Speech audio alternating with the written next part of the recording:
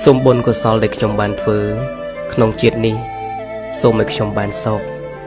រាល់កម្មពៀទាំងឡាយដែលខ្ញុំសាងពីអតីតជាតិសូមឲ្យលាងជម្រះអស់ត្រឹមជាតិនេះហើយសូមផ្សាយមេត្តាចិត្តដល់សពសត្វទាំងឡាយសូមសពសត្វទាំងឡាយបាននៅសេចក្តីសុខរួចចាកទុក្ខ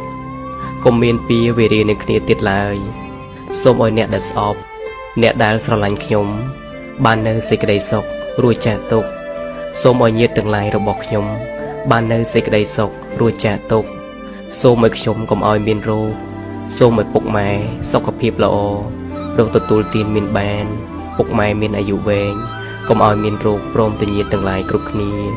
សូមផ្សាយមេត្តាចិត្តនេះដល់សពសត្វទាំងឡាយសាធុសាធុសាធុ